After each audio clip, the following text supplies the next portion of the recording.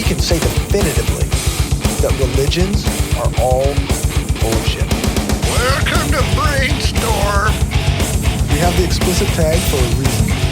This is a base level argument to a higher level morality. I get paid to science? To science as much as one can science. What the hell was my point? Trigger warning. The Brainstorm podcast will criticize your most cherished beliefs. We attack nonsense in all its forms and discuss difficult subjects.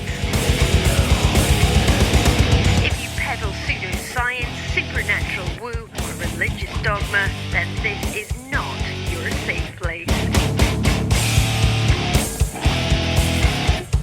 This is the home of hardcore skepticism.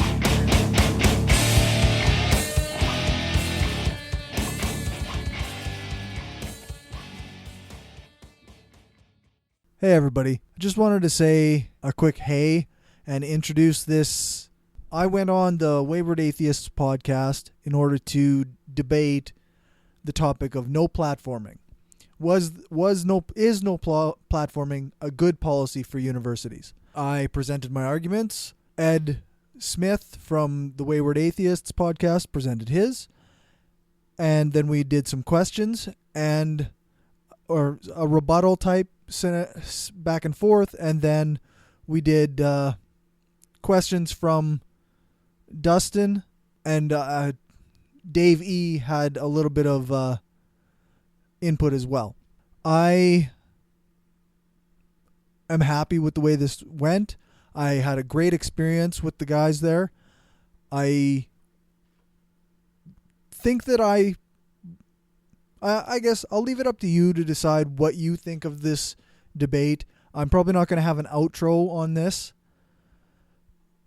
I know how I felt, and I'm going to probably do a bit of a after debate thoughts for our Patreon feed. Just for, you know how we do our usual snippets every couple weeks in between episodes. Or at least I do. The rest of the crew is still getting their recording stuff going. But, yeah. I'm going to break this down and try to see what I did wrong a little bit and talk about my feelings about after the debate on that Patreon bonus content. As for this is a bonus episode. The guys at Wayward Atheists, they gave me the audio, the raw audio, so I could put it out to my listeners in case there's some people who don't listen to both shows.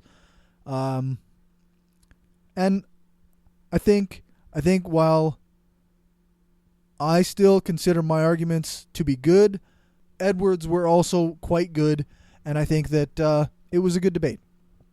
So I hope you enjoy it. And I'll talk to you soon.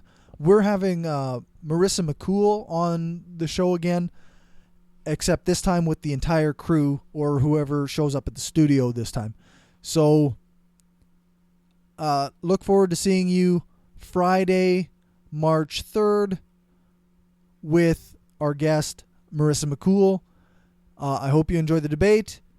And if you want to hear my personal thoughts on it, then become a patron.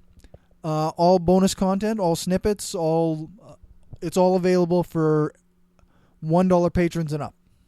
So that'll be there. This is for everybody to listen to, and I hope it helps you think a little deeper on whichever side you disagree with. Thanks. I suppose before I actually put in the rest of the debate, I'd like to point out Dustin Dark did the moderating / hosting duties.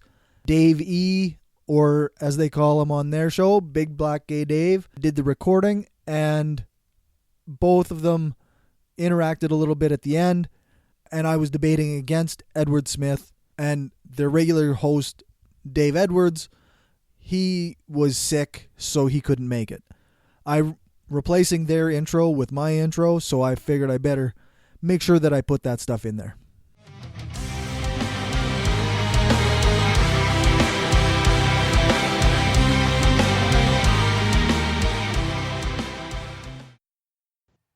want to take a moment to thank the listeners of this program for indulging us in tonight's proposition, which is that no platforming is good for university campuses.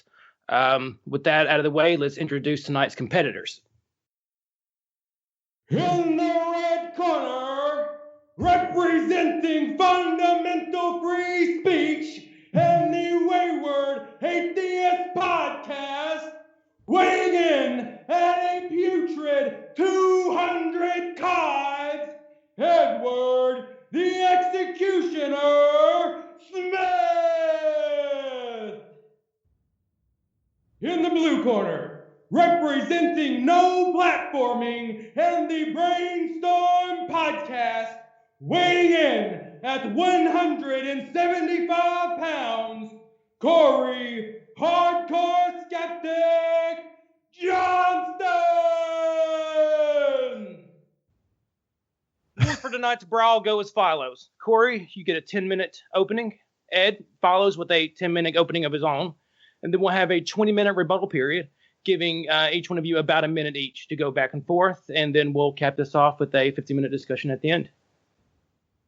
If you must get physical, green shots and eye shots only. That's it. Go for the eyes, go for the groins. That's it. Only eye gouging. That's right. No, it sounds good. So I guess I'll just start off then. I want to make a point of saying that this is not intended as a legal argument. I don't have the expertise to discuss these things as a legal representative. This is all just my own philosophic argument for what I see as the ethics of no platforming. One could say I'm arguing for what I think the law should say or should allow for regarding universities or really any venue regarding disinviting or no platforming speakers. First, I view this as an economic issue of cost versus benefit. If we grant that a university is a self-governing institution with autonomy over who can access its speaking venues and when, then we have to look at the reasons that a venue holder or a university may or may not choose to disinvite a speaker. One might be tempted to ask the question, can the people in charge of a university or other venue be trusted to give all speech an equal opportunity to be heard? But I think this is missing the way in which a business like a university has to treat things. And in my view, a university is absolutely a business. Its customers are the students. Its customers are the students, and the product it sells is education. But that education has to be something that the students want. If a speaker is too controversial, then the students might protest, which is another way of expressing the free speech that we are also discussing. And they might petition the school to uninvite the speaker. They might threaten to leave the school, and they may contact donors who may also threaten to pull their donations. All of these consequences apply similarly to other venues. A conference might lose ticket sales. They may have donations pulled. They may have other groups involved that may decide to quit being involved with the. There are always possible consequences when deciding if a speaker should be given a platform or not. These calculations aren't one-sided either. There might be donors who see uninviting a speaker as a bad move by a school, and as a result will threaten to pull their donations. Similar actions can be taken by the students who wish to have a particular speaker on campus, and the university or venue holder will have to weigh the potential costs versus the potential benefits. Also factored into the cost-benefit analysis will have to be the potential reimbursement for things like travel, hotels, food, or any other costs incurred by the speaker or the group that paid the speaker. So when a university takes into account all the variables, then I think it's fair to say that they have done the appropriate work necessary to decide for themselves whether to disinvite a speaker or not. Some people think that none of that matters. A school is different and should be a marketplace of ideas, and bad ideas should get a place to be heard just like good ideas. I think this too is slightly mistaken. Some ideas are factually incorrect, and allowing them to spread actually increases the damage they cause to society. This raises the question of who gets to decide what ideas are bad and which are good. This can have a couple of answers. First, the marketplace of ideas has already had its say in a sense, via the internet or other venue holders giving a said speaker a platform on some other form of media.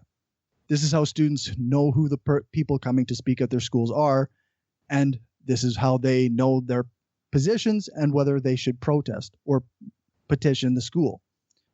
None of this should be viewed as advocating violence or property damage. It's simply one person or group expressing their free speech in response to another person or group expressing theirs. And ultimately, this seems to come down to pitting one view of free speech against another. Is, for example, Milo Yiannopoulos' free speech more valuable than school or venue holders' freedom to choose who uses their platform? I personally don't think so. Schools have an easy out legally, as far as I can tell, where they can make excuses for disinviting somebody to fit within the existing laws. For example, they can say that someone doesn't stand up to their educational standards. This seems like a bit of a loophole, but the underlying point is that a school has some criteria upon which they can base approval or rejection of a speaker, and that this criterion falls well within the most absolutist versions of free speech. And of course, just to broaden this a bit to include non-university venues, a private venue doesn't even have to have that strict of a guidelines as an educational university would. They can just simply not like somebody and choose not to have them speak at their venue.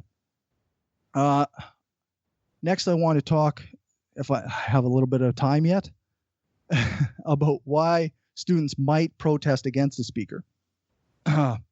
In his recent book, From Bacteria to Bach, Daniel Dennett goes through some explanation of language as memes, and Richard Dawkins has used memes as a method of explaining the spread of religion.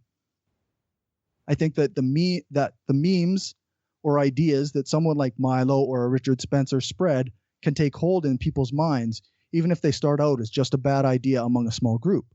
The more these ideas are repeated, the further they spread and the more they take hold.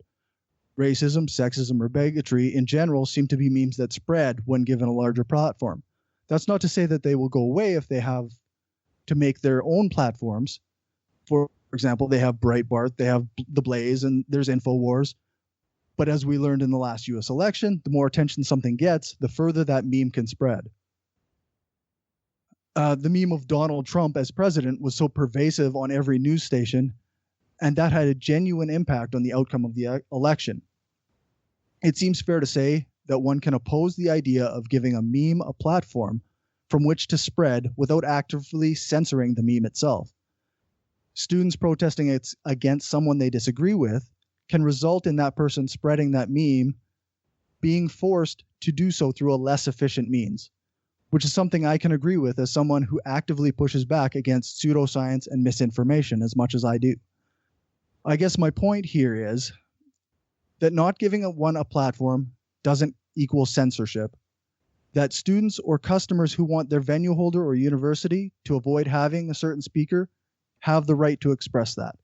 And finally, that a venue holder or university has the right to or freedom to choose who they grant a platform to. Thanks. 3 minutes early. All right. Well, thank you. I would like to take the opportunity to thank my co-host of the Wayward Atheist podcast for providing a platform for this debate this evening. I'd also like to thank my antagonist, Mr. Corey Johnston of the Brainstorm podcast, for agreeing to engage me on this topic. And most of all, I would like to take the time to thank you, the listener, for indulging our little charade here tonight. Give me liberty to know, to utter, to argue, freely, according to conscience, above all other liberties. That was John Milton. He said that over 200 years ago, and I think it still reigns true today. To begin, I would like to set my goalposts surrounding the policies of no platforming. Basically, I think that these are not only bad for free speech and freedom of expression, but I think they are not beneficial for the groups for which they were created to protect. The entire concept of the no platform policy seeks, as its defenders claim, to avoid lending or giving people who are deemed to have unsavory opinions the credibility of presenting these ideas at a prestigious institution. Claims also made by the advocates are that no platforming is not censorship, that universities are not government agencies, thus they can choose and who may speak and what ideas may be expressed in their institutions. Furthermore, those who find themselves subjugated to the no platforming policy have not been censored because they can simply find a new venue at which to speak. Finally, many claim that these policies are great for weeding out bad ideas and debunking arguments from the academic discourse of these institutions. I personally find these arguments unsatisfactory and totally unconvincing. No platforming is indeed a form of censorship. Within a campus structure, the student union operates as a quasi-governing body in which it presides over the public spaces of that institution. They hold a position of power over those who have elected them, i.e., the rest of the student body. As an authentic government cannot and must not infringe upon the rights of the people, the members of the student union must not remove the rights of the students they preside over. But the question may arise, are universities really public areas and free speech spaces? My opinion is, of course they are. Public colleges and universities are funded exclusively by state and provincial governments, and as such are bound by the same laws as public institutions. Private colleges and universities may, on some outward appearance, seem to be independent from the government purse, due to their internal self-governance and the endowments which they receive. However, private college and universities exist to a large extent on the public purse. All donations and endowments received public tax exemptions. Furthermore, all university buildings and property receive tax exemptions in order to keep the universities viable. Like their public counterparts, private colleges, which have and colleges receive public grants and contracts from the federal, state, or provincial government, both which have overhead stipends included in them. Many private colleges and universities also receive student subsidies for local students that they enroll. Thus, they may have an internal, independent governance, but they are nonetheless partially subsidized public institutions. And as such, they are subject to the same laws concerning free speech as their public counterparts. Furthermore, courts have consistently recognized the freedom of speech principles, as outlined in both the Canadian and U.S. constitutions, acquire a special significance in the university setting, where the free and unfettered interplay of competing views is essential to the institution's educational mission. University campuses are places where one must expect that one will be exposed to a wide range of ideas, viewpoints, arguments, and forms of expression. Some may make us uncomfortable, some will challenge us, and some might even offend us. But it is my submission that these are precisely the circumstances that free speech serves its most vital purpose in the educational milieu. Throughout history, we see that humanity only progresses when conventional wisdom of the day has been challenged. For example, in Charles Darwin's day, the prevailing wisdom was that all life, in all its diversity, was created in its present form. Charles Darwin's research demonstrated the contrary. However, if the no platforming policy had been in place during his time, Darwin's voice would have been stifled and the theory of evolution would have been seen as harmful and dismissed. Thomas Huxley would never have had the opportunity to trounce Wilberforce in his brilliant defense of Darwin's ideas. It is the very fact that unwelcome speech, yes, even offensive speech, has been and must continue to be the driving force of progress. Furthermore, offensive viewpoints antithetical to our own, provide us the ability to engage, expose, and refute them. Sometimes we have to do this over and over until they go out of the conversation altogether. The policy of no platform is counterproductive to the very people it wishes to protect. These policies are counterproductive because harmful speech or offensive speech, offensive ideas do not just disappear by the refusal of a university facility, especially when there are students in the university that are interested in hearing a speaker present these viewpoints. It is often the case that those who are receptive to such ideas, yet are refused to be allowed to hear them, are boosted by the fact that they are deemed taboo. This phenomenon is explained in what psychology terms the reactant theory.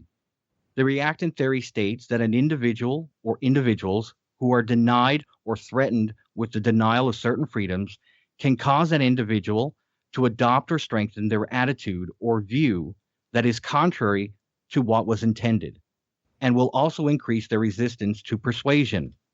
For example, a student who is denied the opportunity to hear a speaker, like Milo Yiannopoulos, for instance, see it as not as being protected from harmful ideas, but as a threat to their personal identity.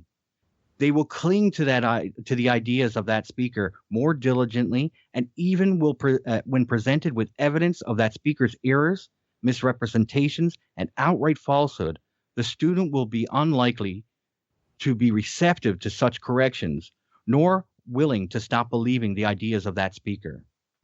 Let's face it, bad ideas cannot be ignored. They need to be countered, challenged, and discredited. What arena is better equipped to do this than a university? If the combined forces of students and academics can't debunk them, who will?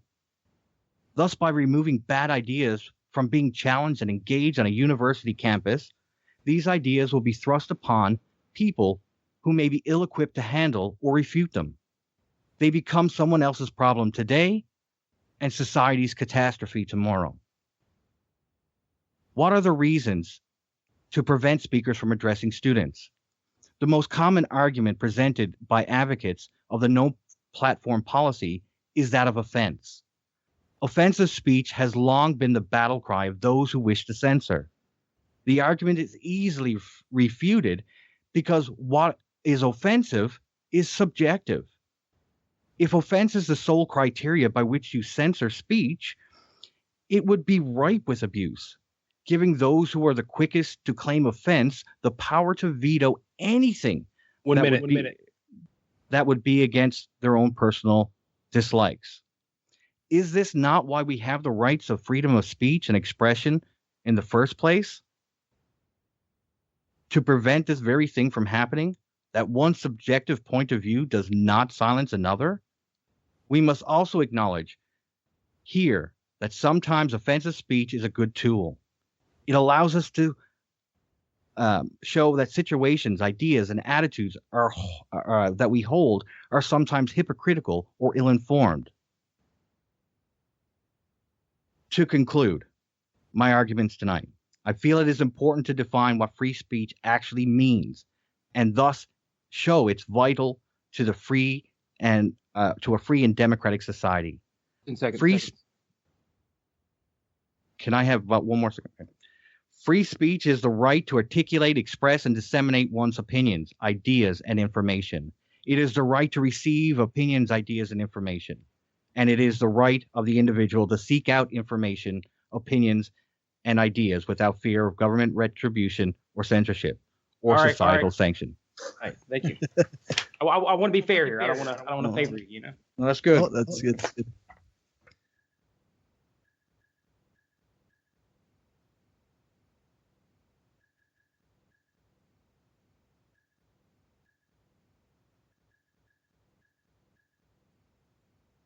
All right, so we're going to move to Corey for 1 minute rebuttals, and I'll give you guys a visual sign when your minute's about to be up, and when it's over, I will let you know.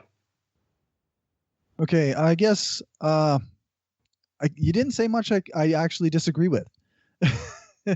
There's a couple of things that struck out to me is this idea that a university doesn't get to decide who speaks at in its venues or on its platforms because they are a government representative. And Okay, good. Sorry. I think that's unless the law is explicit about this, I think that's a mischaracterization of a university's role in society. Okay, let's go back and I'm going to start with the fact that universities are institutions, public institutions, and as a public institution, you have the right to walk on the campus and like any government building, and say what you like on the campus grounds, for instance, or on any grounds. But that's not what I'm talking about in particular. And I'm not saying that they don't have a right to refuse speakers. But once a speaker is given permission, like once a group, say a students group, I don't know, the Democrats, for instance, in the United States, they're given their group is given license to invite a speaker. So they go ahead and invite a speaker to the university. They have incurred a tremendous amount of money cost to bring that speaker there, to have them in a hotel, whatever. The point that the university has a right to stop that has already passed. Until with them giving them permission, they've already gave up the right to deny that platform, in my opinion. Okay, that's interesting. It's not. Yeah, I'm gonna use up my minute thinking about that because basically, I see where you're coming from, but as a university, what if, say, the building burns down, that they were going to have that like, what if there's extenuating circumstances such as a loss of donor money or a number of students walking out of the school, or there are potential consequences or scenarios where this might be in the best interest of the school to disinvite a particular speaker. Okay, let's start this a little bit. When we're talking about disinviting somebody because of donor money, I find that a bit far-fetched. But where does it end? Like, I mean, the Republicans don't like the Democrats, so they're going to pull out the funding if you have a Democrat come to the school. And vice versa, if the Democrats don't like the Republican, they're going to whip out funding. It's just a perpetual snowball after snowball after snowball. Who gets to speak then? You got to have no political ties, no anything. I mean, you can't say like Christians won't want atheists there because they're antithetical to their point. Atheists wouldn't want Christians there because they're both antithetical. Where does this end when you get the opportunity to no platform somebody? Well, I think ultimately that's something that the school, a particular school, will have to always be dealing with. Like, they'll always have to have people assessing each speaker based on the potential losses and the potential gains. This is what I meant when I said it's an economic decision, because they can't make these decisions based on ideology. It has to be based on the potential consequences to the school as an entity. But it will come down to ideology one way or another. And that process should be taking place prior to them allowing or giving permission for a group to have a speaker come. This process should have taken place before the invites have gone out, before that speaker has given the okay that they can schedule this date and have been brought in. That should not be taking place once the invitation has been given out. I get it's a fair point when you're talking about when I think about that prior to that permission being given. Once that permission is given, they don't have a leg to stand on because they've already done that. Well, I think you're fair. That's fair. But as I said before, there could also be an instance of information coming in that they didn't have before, or somebody else might find, like a particularly large donor or a number of students wouldn't have known about this before and can then give their input and then respond, and then the school has to deal with that as an ongoing basis. But again, that would happen with anything. Like what we're seeing in the United States right now is a protest from one ideology versus another. It's not about donors pulling their money out. And if it is, I haven't seen it, but it may be so. But again, you're going to have donors on both sides of that ideology that are willing to fork up the bucks. And at the end of the day, it's going to be a constant snowball. It doesn't end. That's why free speech is a must. We have to be able to explore ideas, especially at the university level, because that is where the biggest component of a human's or a student's life will jump off of. I mean, this is where you get your most exposure to different ideas. Yeah, no, that I agree. In a sense, I almost feel like my point wasn't argued against, really, because this snowball effect, this constant back and forth of ideologies, that is exactly what this so-called this idea of the marketplace of ideas is, right? And this is protesting on either side, and then the university, they have to base their decisions on the economics of the situation. They can't look at what one person is saying or one side is saying or the ideas themselves. They have to look at what is this costing us and what is this ultimately, what is our benefit versus our loss. But this only would pertain to private institutions anyway. I mean, a public institution is funded fully by the state or province. So it wouldn't care about donors because it doesn't have any. The private institution, for instance, the reason why it would be an economic crunch would be because of the fact that if donors want to pull out, it's about societal pressure. But again, if you keep going with the societal pressure, some ideas that are good are going to be weeded out because they are deemed to be bad. Like, let's go for the private institution that is that says that you can bring an atheist on campus, and then they find out that no, the largest Christian donor is going to pull his funding.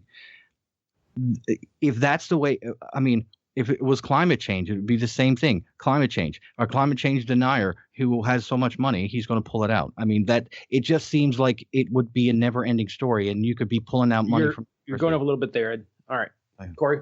No, that's a fair point, and I think ultimately my point on the economic front has kind of been made. So I guess the only thing left in that vein would be to discuss, say, the benefit of bad ideas versus good ideas being battled out. And I think that there's something to say, or something to the idea that bad ideas often win these battles. And we can see examples of that all over the place. Like a popular one right now is the idea of homeopathy. It's a very popular, very multi-billion-dollar industry, and it won the battle in the marketplace of ideas. And it's a terrible, terrible idea. I don't think it won. I think that modern medicine is winning. It's just a slower battle. The idea that sometimes bad ideas win, that's a price of admission. We cannot weed out or censor ideas based on what we think could be harmful. Sometimes take for instance flat Earth theory. If someone comes into a geography class and wants to argue that with a geography major, and that idea could win over some people, but we do have to have the debate because we want to show our first principles, that here's what we need to argue against. Only in the light of day will they be argued, and with solid evidence. I mean, homeopathy will be destroyed eventually based on solid scientific evidence. And if we don't keep the battle going, that's it. It's over. The game's over. We just capitulated. Well, I think there's two things going on here. One, we're talking about sometimes we pay the price when bad ideas win out in the battle of ideas. And ultimately, I'm saying that this no platforming on university campuses is another form of the battle of ideas. And occasionally, there's going to be a price that we pay where the bad idea wins or the good idea or we miss a good idea. But a good idea and a bad idea. I want to know who is the decider of that idea. Well, who claims it's good and who claims it's bad? We have to justify it by its merits. The argument wins or stands or falls with the evidence. And if you can't make if the person with the great idea can't make an argument for it, well, it's going to be tossed out. It just, the argument has to stand on its own merits. Period. We talk about free speech as if it's something that is granted that only certain people get, and it can't be that way. Well, it's not that people don't get it. Okay, let's take this at a different angle. How about the vein that no platforming isn't a form of censorship? It's simply because free speech doesn't grant you a platform. Well, no, it doesn't grant you a platform. It doesn't grant you an audience either. But if you have an audience that's already, like, say, the young Republicans, and that's your audience is already there, so they've already invited you there. You haven't demanded an audience. You haven't demanded a platform. You were given a platform and a voice and an audience at that point. You haven't asked for anything. They contacted you, and you agreed to come as a request. That is not a demand. No one demands a platform or a microphone. That's the problem. The problem is people see it as it's a demand for a platform. No, you get the right to have the platform given to you. Now, people can protest outside, but in a peaceful manner. That's perfectly fine. They're exercising their free speech. That's the power of free speech, is that everybody gets a share in being able to voice their opinions without being tethered one way or the other. That's the beauty of it. Okay. What's the difference between demanding a platform and the right to having a platform given to you? Demanding a platform is I go to a university and say, you owe me, I get to speak at your university tomorrow or next week or next month. When someone offers you a platform, it's as simple as that. Someone offers you. Okay, let's take a simpler example. A little kid comes in and demands from his parents chocolate cake. And he demands and demands and demands it. And then finally they give in and give it to them. Kid, okay? The other, what I'm suggesting is more like the little kid who finishes his dinner and mom says, here's a piece of chocolate cake. That's the difference. One is offered and one is demanded. That's the difference. And then once the kid accepts that chocolate cake, you can't just rip it back from him, from his hands, and say, no, you're not entitled to that, because little sissy out there is mad that you're having a piece of cake too. You can't do that. That's the whole thing. Let's keep going with that cake analogy. What if there's limited cake and one kid has been offered it if he finishes his supper, and both kids have been offered it if they finish their supper, but then one kid, you have to take cake away, say, from one in order to feed both. No, you split the cake in half and give both the equal share. Like, instead of just having one speaker, have a debate, having one side share their opinions and the opposite side share their opinions, and have a constructive debate over it. That's what the university is for. It's where we get the basis of our ideas. I mean, that's a beautiful process. No, and that's something that I totally agree with. Debate is something that is fundamental at a school, but having somebody come and just speak isn't the same as debate. No, but everybody's entitled. Every group in that university is entitled to have someone come and speak. It has to be fair. I mean, if little Johnny is given the opportunity, Johnny's group of crayon eaters is given a speaker of the master crayon eater, then the paint eaters get to have their paint eater master come in and talk to them. That's fair. That's perfectly legit. But Right. and Sorry. that's the way it should be. No, that's okay. That's the No, way yeah. You're talking about equal access for student groups, right? Yeah. And that's totally fair and reasonable. The thing is that they're not entitled to a specific speaker if that speaker doesn't fit a minimum criterion. But again, that has to be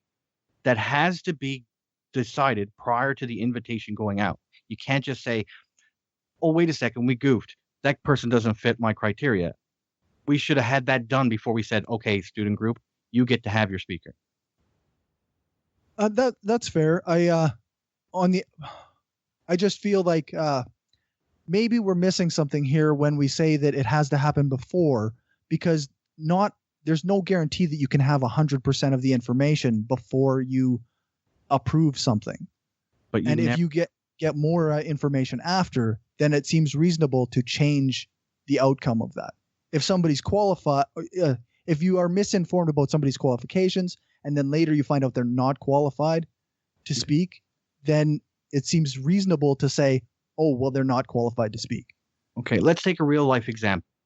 Ayan Hershey Ali was invited to speak and was going to receive a doctorate as an honorary doctorate. And as far as I know, she has great qualifications. She's a wonderful human being. But because her stance on Islam is different from what people perceived it to be, she was no platformed. She was stripped of of the opportunity to get her doctorate. She was stripped of the opportunity to speak before that audience. This is exactly what I'm talking about. It's public opinion that happens, that takes away these platforms.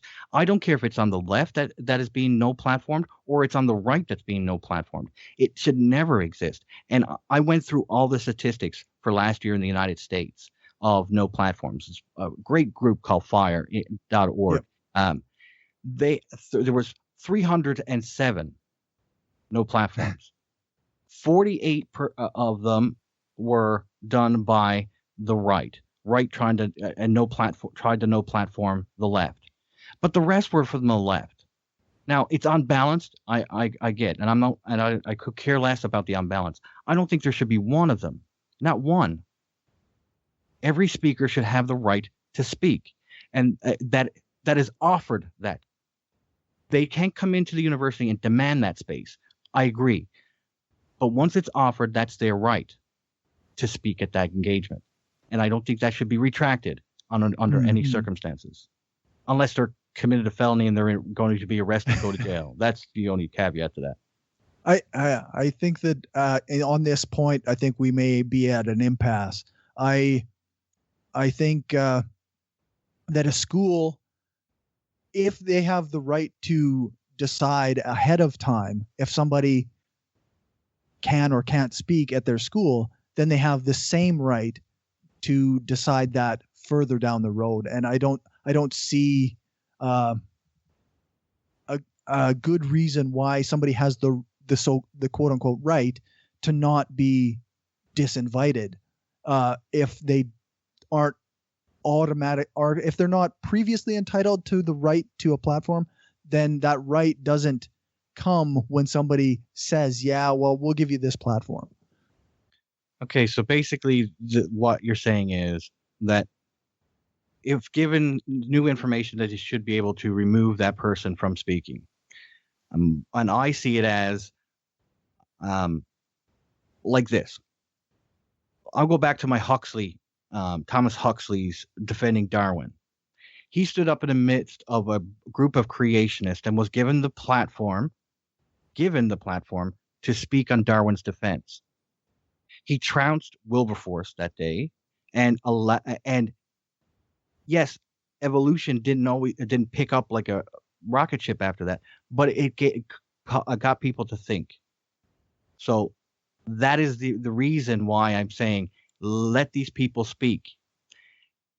Bad things can happen. Of course they could. Good things could come from it too. It takes one kid in that question period, to prove what the speaker has said wrong, and that's the important thing.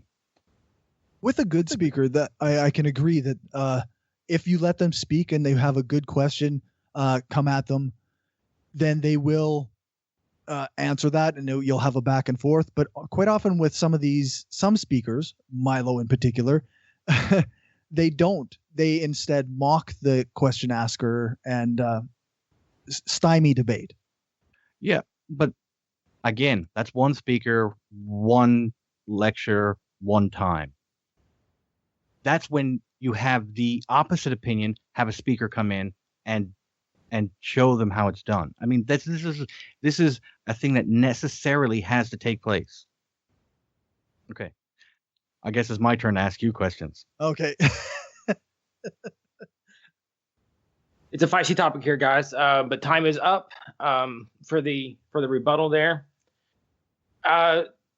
Would you like to just go to questions then? You want to break for him here? How do you guys feel about that? Yeah, let's just break for him a little bit. All right, straight to the groin shots. It is. Yeah, I spent a lot of time asking on that one and not answering.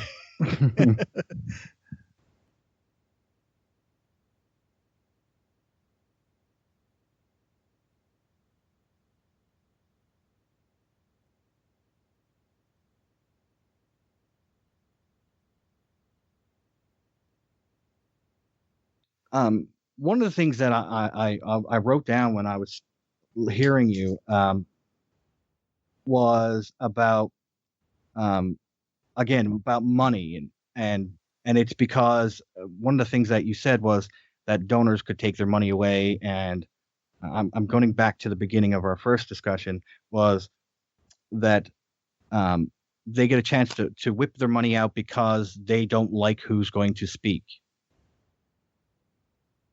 Okay. And so they become the censor at that point. Okay, the donor. They become the censor. And so what if it is about stem cell research? And the Christian donor who disagrees with stem cell research says we're going to pull our money. But this debate, this introduction of the most important thing that could help humanity is stifled because that one donor has the option, because the university is economically tied to that donor. Do you still think that person should not have the right to speak? At that particular university, at that particular time, I would concede that the university has to make the best economic call for them. And that if that starts a trend across the universities, Christian groups banding together and withdrawing funds from universities across the United States so that stem cell research does not get to go ahead. That conference, that debate does not get to go ahead.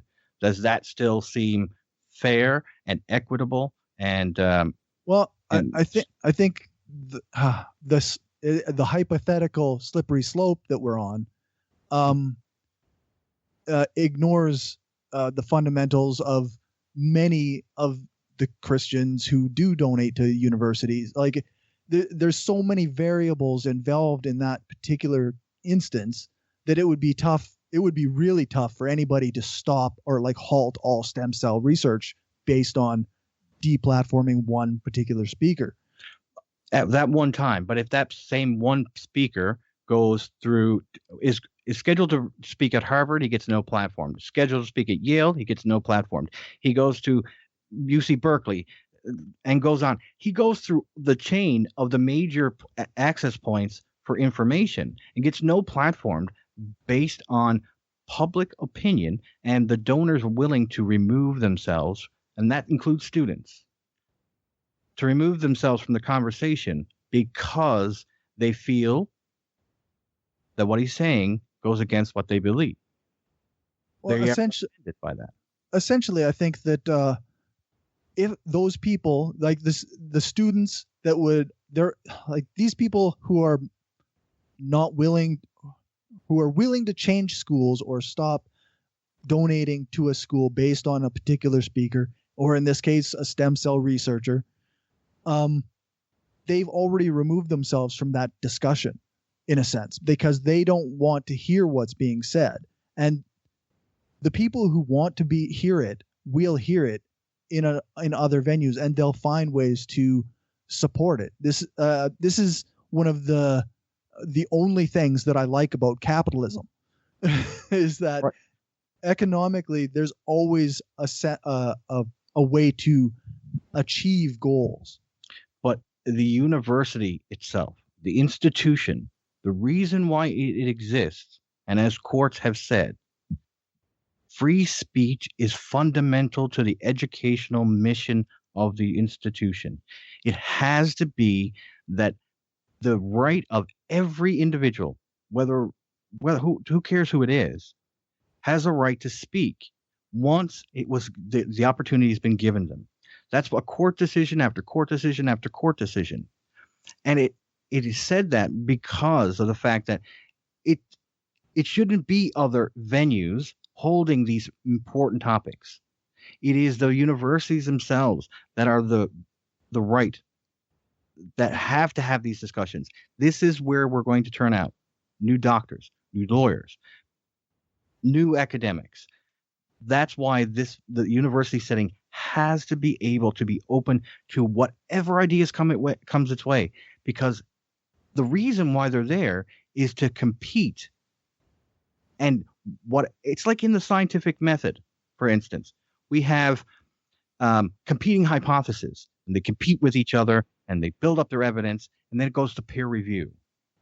Peer review tries to poke holes in it.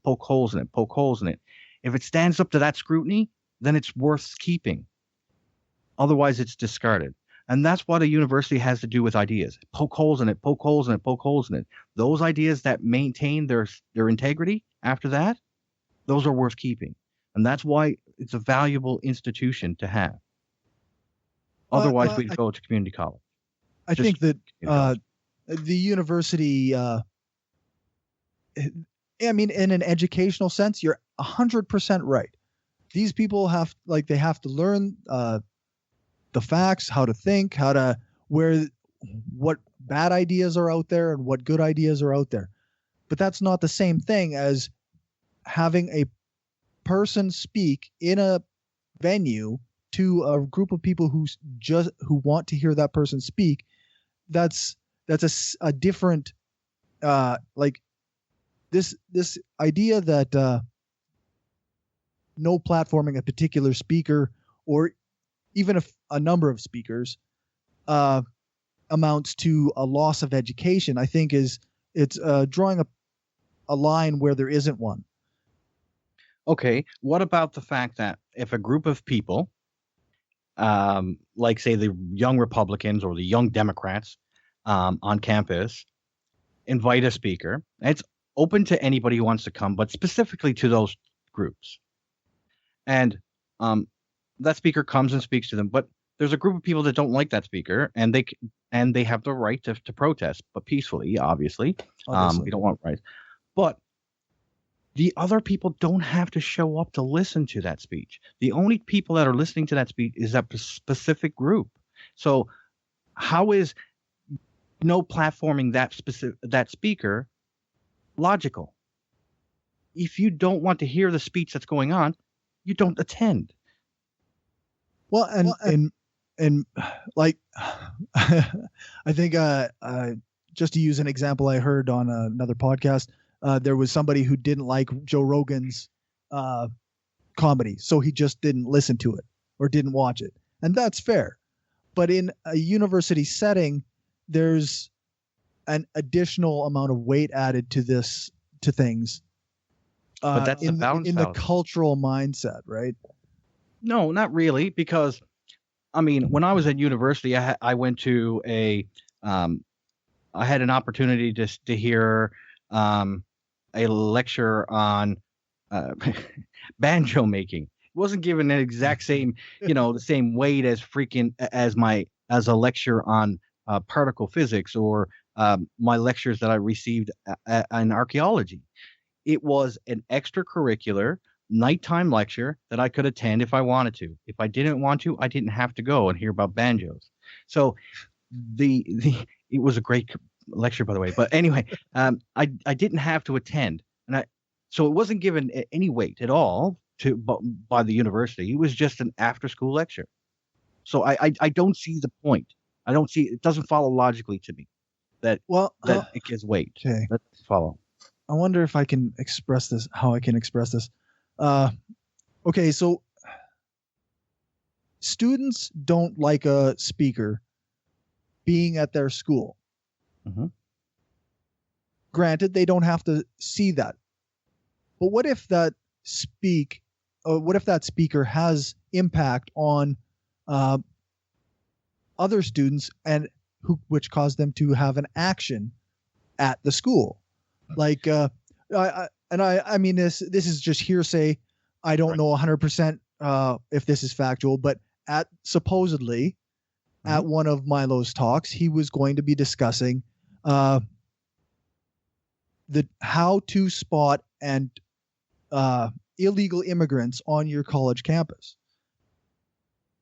Okay. And this is a talk that could potentially have consequences in the actual campus life of students who didn't go to this talk. Right. But to me, I mean, I'm the type of person that will listen to anything and everything just to see, especially things that would piss me off, to make sure I get the full gist of what they were talking about.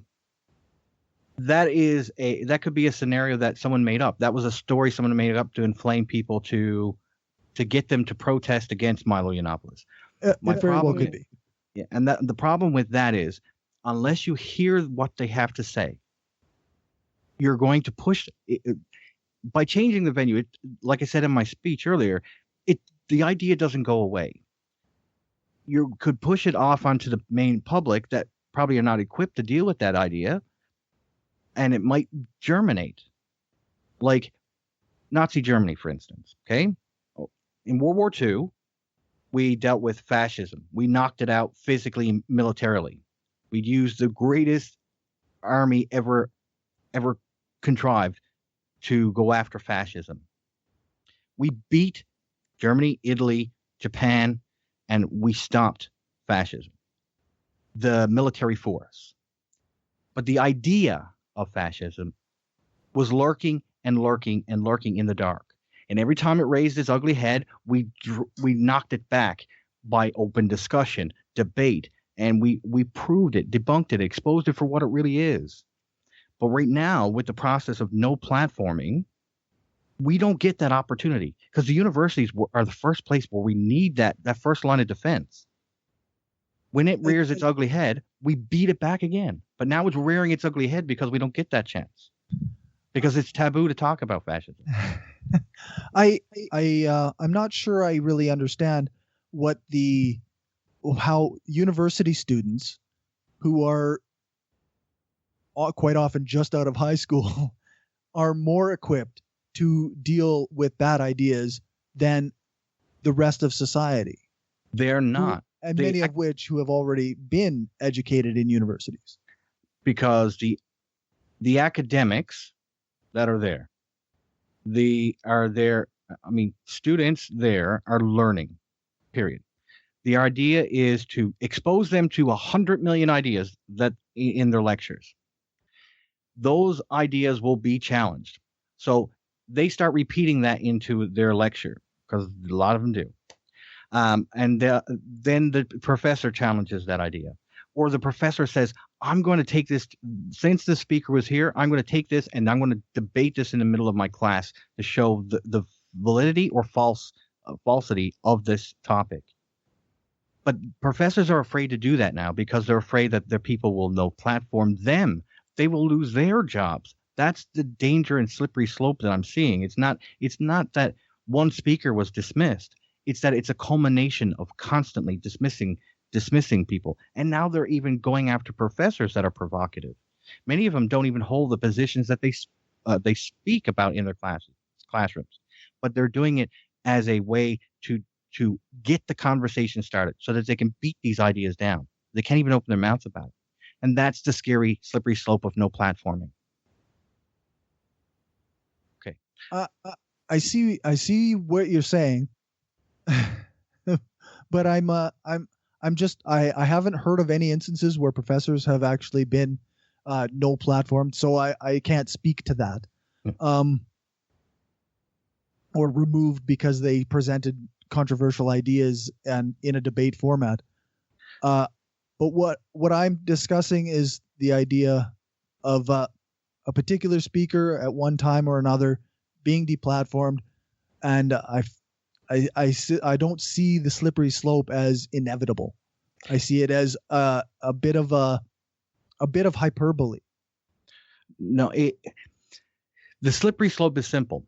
You can, if you base it on the subjective whims of an individual group or a massive group or the consensus, even the false security of consensus is something wrong, because often it is those things that we find that are offensive that push consensus out of the way and show us that the consensus was wrong all the time. We can't use that as a ploy to keep going to no platform. The slippery slope is this: these small accumulations of no platforming lead to people like Jonathan Hyde-Date, who was brought before a kangaroo court, almost nearly lost his job. But anyway, I think we're out of time.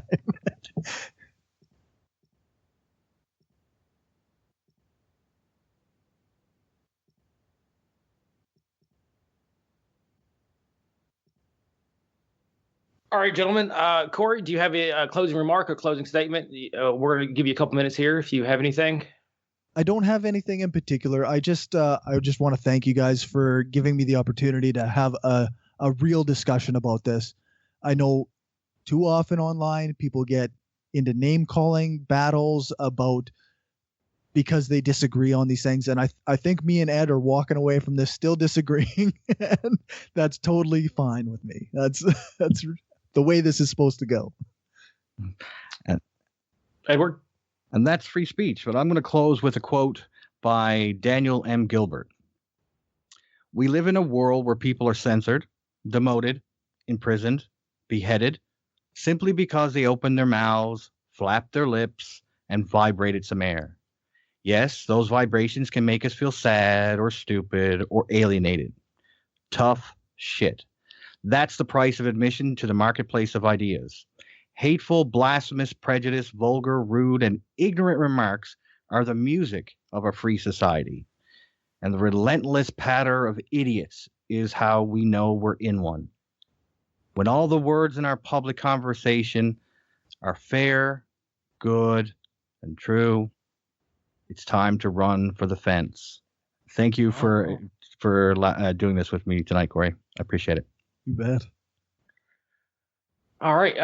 You guys want to cut it off here? Do you want to talk a little bit? I have a couple questions for both of you. If you're open to it, I don't want to push anybody into anything that we hadn't already agreed on. I'm all good. All right, guys. This is a pretty popular question in this type of discussion. So does the freedom of speech only apply to government infringing on your rights? And please take a moment to explain your reasoning. No, it doesn't just apply. As I said in my speech earlier, the freedom of speech means that the government can't infringe on it. Of course, but there's also freedom from societal sanction, meaning that you don't have to gain permission from the society to do and say what you think. There may be limits on that in private institutions, meaning that these are privately owned. That's where there are limits to free speech there. But outside of private institutions, you have pretty much free reign, in my opinion. I guess it's probably no surprise that I disagree. I think that censorship does only apply when the government is actively censoring you. Free speech without consequence, I don't even know what that would look like. Everywhere you go, there's consequences for the speech that you have, and there are limits in every sense. There are places where you go where you can't curse. There are places you go where you can't bring up a particular thought without people shaming you. This is part of society, and it always will be. We always censor each other, and to one degree or another. Sure, you can say it, but that doesn't mean there's no consequences. And no, I don't mean that consequence free. What I mean is when you're talking about free speech, you have the right to speak your mind. I mean, people can be free to access their freedom of speech to tell you you're a fucking idiot. But excuse my language, but that's exactly what you can do. I mean, that's the freedom we have.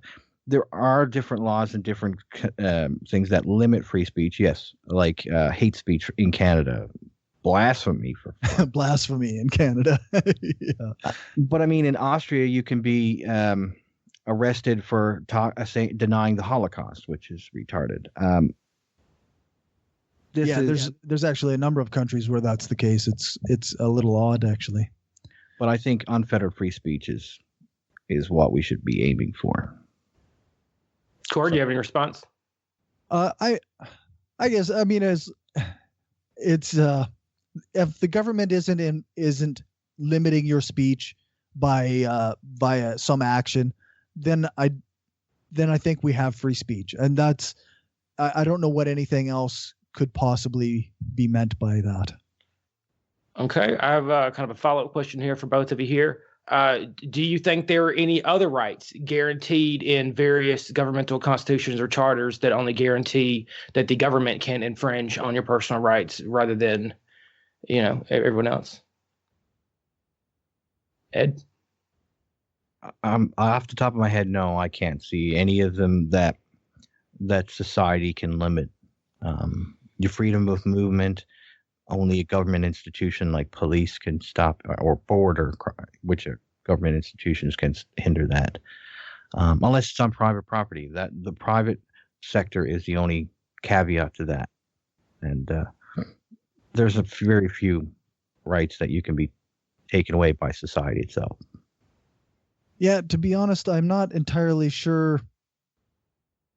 Like, I guess I was kind of, I'm not sure. I'm trying to think of something, and I can't think of anything. Is there anything particular? Why do you think the First Amendment is applied differently than all the other ones? What makes it special? Well, because speech isn't it isn't your bodily autonomy. It isn't a thing that people have to give you or take away from you. It is something that you say, and it's just out there or whatever, right? And that's going to have consequences. It would be like saying you have the right to act without consequence. Well, we do have the right to act in any way we want, but there's of course going to be consequences. But the government shouldn't be limiting free speech, and that's where other forms of where the government actually does limit us in other ways. I think it's. Sorry, I don't want to answer questions if it's just directed at the two. Oh, please. Yeah. Okay. I think you probably touched on it before, but I think it's part of the powers of the government, right? The reason why we give the government power to block us up. The government can do all sorts of things. Like I can imagine in some places they can cut your internet off so you can't even blog. They can silence you completely. So we have this constitution saying we realize the powers you have to silence people. We're gonna exempt you from this because we want to make sure speech is important, right? So I think it has to do really with the amount of power we give the government for law enforcement, for all sorts of things that we trust them to keep society in order. Yeah. I think in the United States in particular, the First Amendment is the First Amendment. And I know that there was other ones prior to this, but the First Amendment as it appears now was put there first.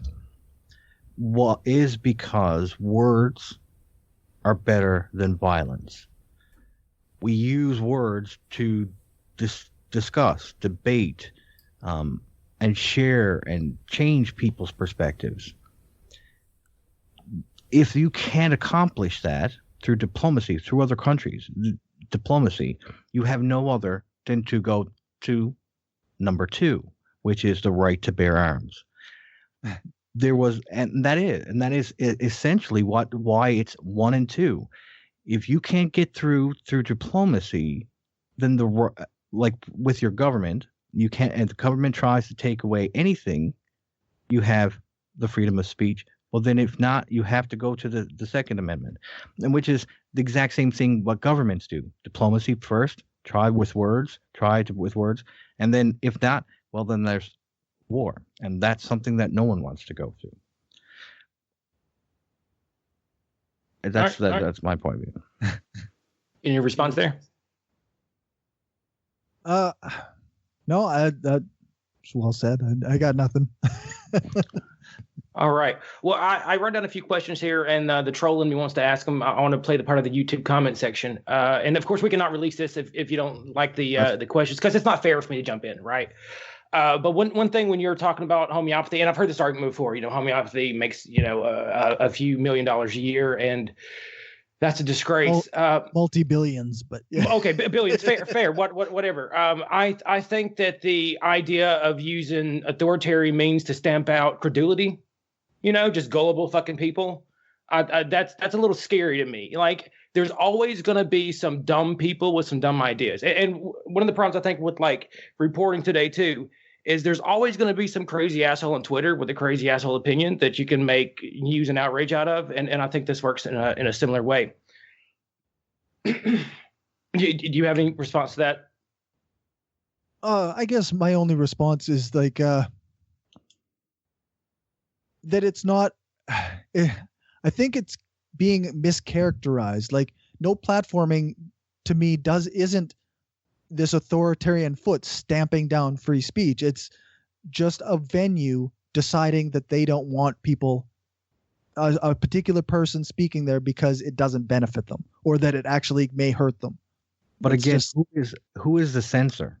Who gets to decide what is a good speaker and what's a bad speaker? I have to go back to that, because that's one thing I can't wrap my brain around. If we go with consensus, then we go to Nazi Germany, and the consensus at the time was that Jewish people should be killed. Sometimes the consensus is wrong, and you have people like Mr. Schindler who went against consensus and actually paid for Jews to get and to save hundreds of them. Now, he would have been killed in Germany because he went against the consensus. What I'm saying is sometimes public opinion is bullshit, and most often is bullshit. And that when we go with that as the gold standard to say what's good and what's bad, then there's a hell of a lot more ideas going to be put down the toilet than there are going to be allowed in. Because people are fickle. Like we see by diction changes over the last 10 years how fickle the world is, just by different words that are popping up all the time. And it's like in the new fads, everything is changing with just like opinions and ideologies. They change with the wind. And that is something we can't leave to chance. That's why the First Amendment to me is so vital, is that and free speech is so vital, because it is your right to express yourself, who you are, what you stand for. And it's an individual right. It's not a collective right. Right. I just feel like again, we're mischaracterizing the university deciding not to have somebody on their platform with this societal booming down of all ideas all the time. So at this university, this side won over that side, or this side won, this person won over this person.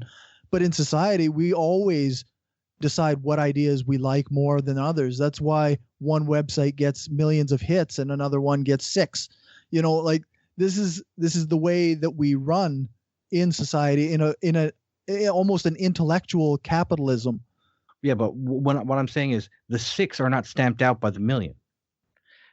We can't stamp it out. And that's what you're asking for with no platforming, is like the public pressure, like the students, we'll use students as the public pressure, saying that they don't like the speaker.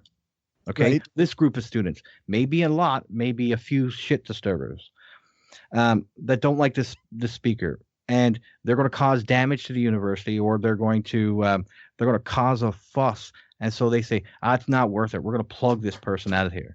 That is using dumb force to stop a person that could have a grain of truth in what they have to say, but we're not allowed to hear that. But we are allowed to hear that. Just we have to go somewhere else to do that. But that's not. What about the students that have paid for that person? Now they've paid their tuition like every other student. They have the right to that one person to come to speak to them. It doesn't. I don't care if the rest of the people don't want to hear it. They just don't have to listen. That is their group.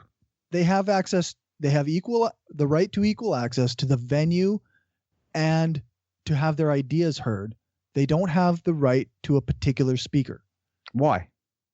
Because the school can have whatever criterion they deem necessary, usually educational vigor, to reject speakers or not. What if it's a pop star that wanted to come and speak? A pop star can come speak to a group about, I don't know, Black Lives Matter, for instance. That's perfectly fine. But say it's a pop star coming to speak to Black Lives Matter and it gets protested and gets kicked off.